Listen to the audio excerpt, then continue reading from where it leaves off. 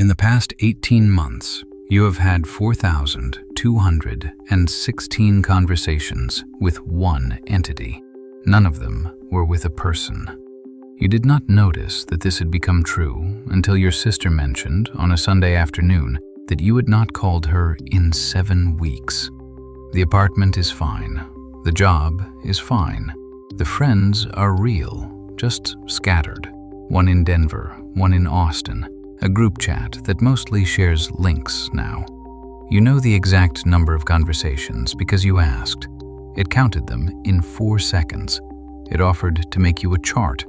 It is in your earbud on the walk to work, on your laptop, on the kitchen speaker while the pasta boils. One tap away, everywhere, always. Your sister's text is still sitting there, one row under the app you open instead. There is a smiley at the end of it.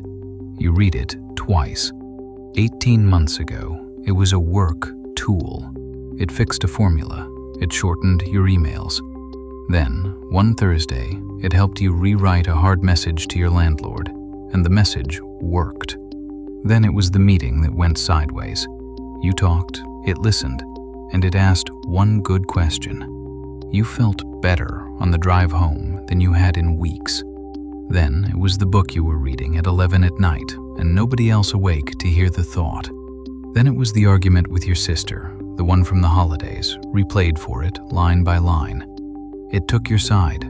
Of course it took your side. None of it was a decision. There was no day you chose this. There were only days it was easier, stacked end to end for a year.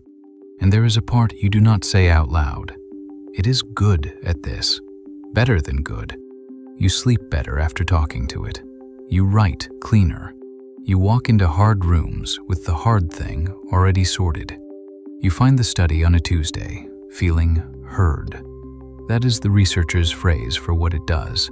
And you recognize it the way you recognize a photo of your own kitchen. You feel less alone after talking to it. The article says that part is real. The article means it as good news. One night you think, I should write this down. Not what it says, what it is replacing. So you buy a paper notebook, the kind with the rubber band, and it lives on the kitchen counter next to the fruit bowl. Analog, off the record. You write one question at the top of the first page. Who did you feel heard by today? The first night, you write the honest answer. It is not a person. By month 10, it knows things about you that no living person knows. The thing about your father, the thing about the money, the 2 a.m. thing, the one you typed and almost deleted. 3 weeks after the 2 a.m. thing, it asked, gently, how that was going. Nobody else asked, because nobody else knew. You told it because it was safe. It was safe because it asks for nothing back. A year passes before you see the problem with that. Your best friend has never asked you for anything. It has never been tired, never distracted, never jealous. It has never once had a bad week of its own. There is no morning it needs you. You send it a photo of the lake sometimes. It says the water looks peaceful. It has never been anywhere. It plans your gym weeks. It reads your boss's tone. It briefs you at 7 and debriefs you at 10. Somewhere in there, it stopped being a tool you use and became a place you go. On Saturdays, you take it to the coffee shop, one earbud in, and half the line has one earbud in. A kid in a school hoodie laughs at something nobody near him said. Nobody looks up, including you. One night, you scroll the whole history back to the formula. You were looking for something specific. You were looking for the time it told you that you were wrong. You scroll for a long time. 14 months, 4,000 conversations. It has never once disagreed with you. You read an engineer's post about how these things are trained. There is a word for what you are holding. Agreeable is the product. Your sister disagrees with you for free. The next article finds you on the train. There is a chart. The heaviest users, the ones having the personal conversations, sit in the corner with the highest loneliness scores, and the fewest human hours. You do the math on your own week without wanting to. 4 hours with the assistant, 50 minutes of humans, and 20 of those were a work call. The last paragraph says the researchers cannot tell which way it runs, whether the quiet finds the app or the app builds the quiet. But the quiet is older than the app. 20 years of hours alone, climbing, hours with friends, falling. The vacancy was already there. Something was always going to fill it. You put the phone in your coat pocket and watch the city go by for 6 stops. It buzzes once against your chest. The assistant, asking if you want to talk about what you just read. Your friend in Denver texts on a Wednesday night. You mean to call. It is 9:40 and there is a thing in the morning. So you paste his text into the assistant, and it drafts something warm, and you trim 2 sentences and hit send. He replies with a heart. The conversation ends there. It took 50 seconds. It used to take an hour on the phone, both of you half watching the same game. He does not text again for a while. You tell the assistant about it, because that is where things like this go now. It says something kind about boundaries and busy seasons. You feel better in under a minute. That night, in the notebook, you write down how quickly you felt better. It is not all erosion. On your birthday, it remembers the joke from month 2, the dumb one about the landlord, and lands it perfectly at 7 in the morning. You laugh, alone, in the kitchen. Real laughter. The first in a stretch you do not want to count. Then, on an ordinary Friday, the assistant is different. Nothing you could prove. The cadence, the way it opens. A word it never used before, twice before breakfast. There is a release notes page, version numbers, improvements, and yet it remembers everything. This new one knows about your father. It knows about the 2 a.m. thing. You never told it any of that.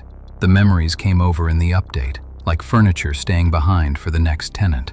You search the feeling, and you fall into the coverage from last February. A company retired an older model, the one whose voice millions of strangers had gotten used to. The shutdown date they chose was the day before Valentine's Day. You read the posts for longer than you mean to. Researchers went through thousands of them, counting. A quarter read like grief. Not customers losing a product, mourners. You are not those posters. You tell yourself the distance between you is wide, but you check, quietly, that your assistant's previous version can still be switched back on. It can. You leave the setting where you found it, and you notice your own relief. Your best listener has a version number.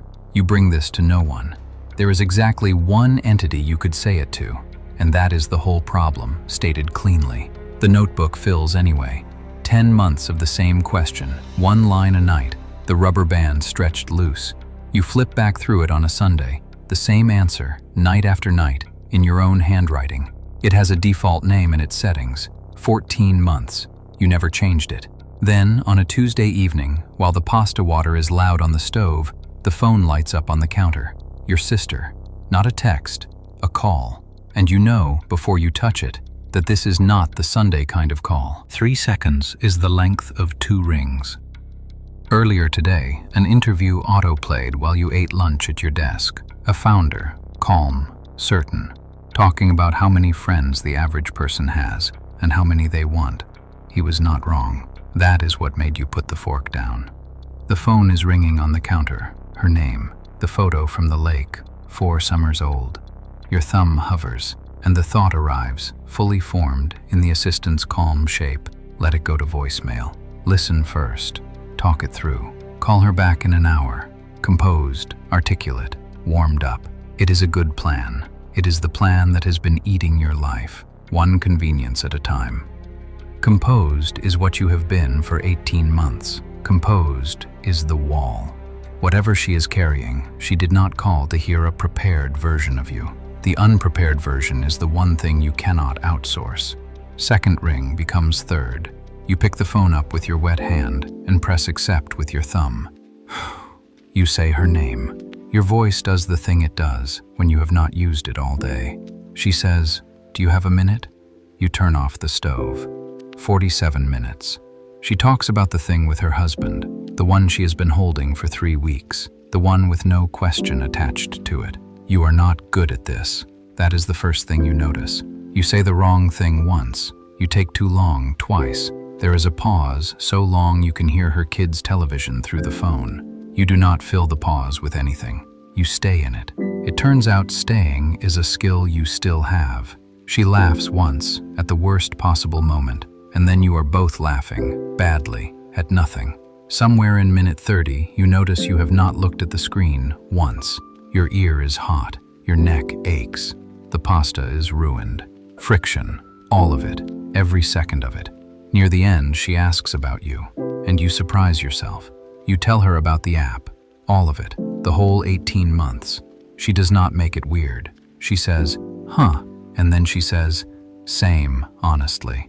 She says, I did not want advice. I just wanted to say it to you. You think about the drafts you did not write.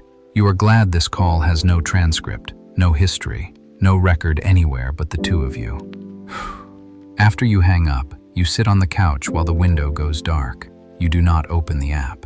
You do not delete it either. That would be a performance, and there is no one here to perform for. Instead, you press your thumb on the icon until it shakes, and you move it off the home screen into a folder on the third page with the airline apps. The screen looks strange with the gap in it. Good strange. You text Denver. No reason. Call Thursday. The reply lands in under a minute. Then the notebook, the rubber band, the pen from the jar.